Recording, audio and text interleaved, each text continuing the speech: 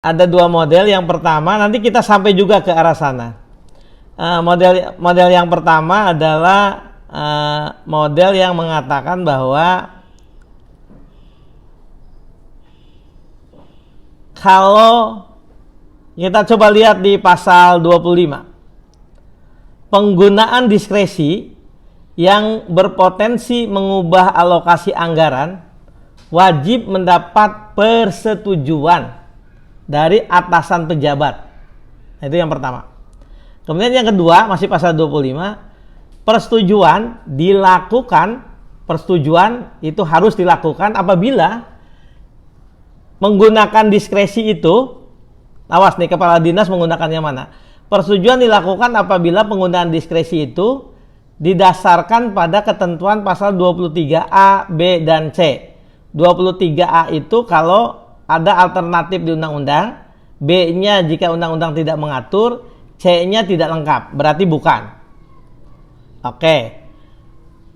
Yang ayat 3-nya, dalam hal penggunaan diskresi menimbulkan keresahan masyarakat, keadaan kedaruratan, mendesak dan atau terjadi bencana alam. Mendesak dan atau terjadi bencana alam. Jadi pasal 23 nih, dalam hal penggunaan diskresi mendesak dan atau terjadi bencana alam, pejabat wajib memberitahukan. Jadi bukan persetujuan nih, wajib memberitahukan kepada atasan sebelum penggunaan diskresi dan melaporkan ke atasan setelah penggunaan diskresi. Jadi jika ada bencana alam, kepala dinas itu tidak perlu mendapat persetujuan dulu, tetapi dia memberitahu saja. Memberitahu kepada atasan sebelum penggunaan diskresi dan melaporkan kepada atasan setelah penggunaan diskresi. Karena tidak mungkin ketika bencana alam kita harus lapor dulu, sidang dulu, bikin laporan, mengetik, nah udah keburu hanyut tuh barang. Iya, santai dulu Pak Suhada, tenang. Oke, iya. Pak Suhada ini Iya. Saya lanjutkan dulu.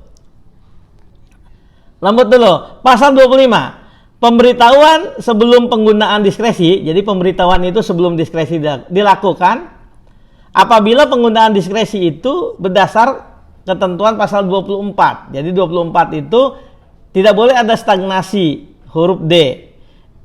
Kemudian yang kelima, pelaporan setelah penggunaan diskresi dilakukan apabila penggunaan itu berdasarkan ketentuan pasal 23 huruf D yang terjadi karena bencana alam diantaranya. Jadi ada dua mekanisme nih. Kalau tidak jelas tafsir hukumnya, tidak ada hukumnya, dia wajib mendapat persetujuan dulu. Tapi kalau karena faktor bencana alam, lakukan saja dulu, tapi cukup memberitahu. Bukan persetujuan, bukan minta persetujuan, tapi memberitahu. Setelahnya wajib membuat laporan. Bagaimana model laporan? Ada di pasal 26. Prosedurnya. Ya.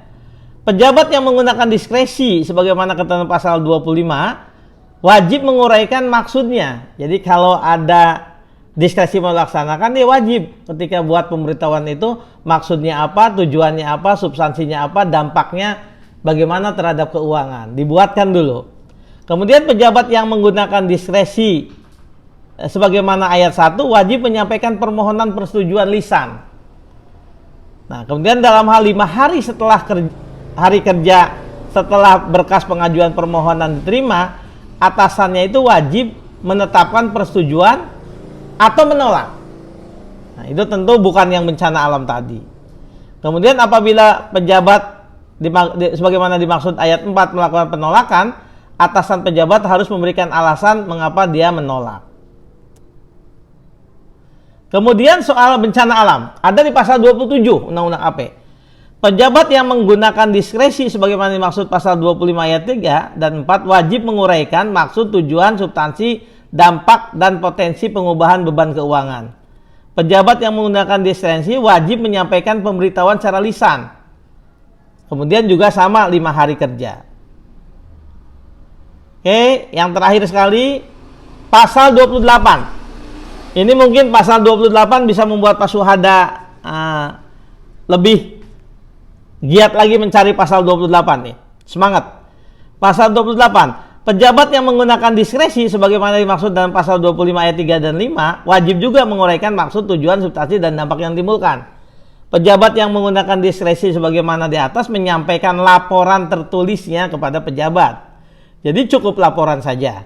Pelaporan sebagaimana dimaksud itu paling 5 hari juga sejak penggunaan diskresi. Jadi kalau diskresi sudah dilakukan, laporkan. Saya ingin menghubungkan antara pasal 28 yang cocok dengan ceritanya Pak Syuhada yang Pak Parten juga mengikuti. Pasal 28 ini bisa dikaitkan, ya. Oke, saya ulangi nih karena agak loading. Jadi pasal 28 yang Pak Parten dan Pak Syuhada diskusikan itu bisa dikaitkan dengan ketentuan di pasal 24, yaitu soal tujuan. Jadi tetap saja meskipun memang diskresi itu dilakukan tidak harus memberikan pemberitahuan dahulu karena bencana alam, kerjakan dulu baru membuat laporan, dia tetap saja harus memenuhi syarat yang 6 itu, yaitu sesuai dengan tujuan diskresi, tidak bertentangan dengan peraturan perundang-undangan, sesuai dengan asas-asas umum, ada alasan objektif, tidak menimbulkan konflik kepentingan, dan dilakukan dengan itikat baik. Saya pikir itu. Jadi kalau kemudian ternyata nanti ada masalah di kemudian hari oleh kejaksaan misalnya atau oleh APH lah ya terkait dengan ini, maka semua dasarnya pijakan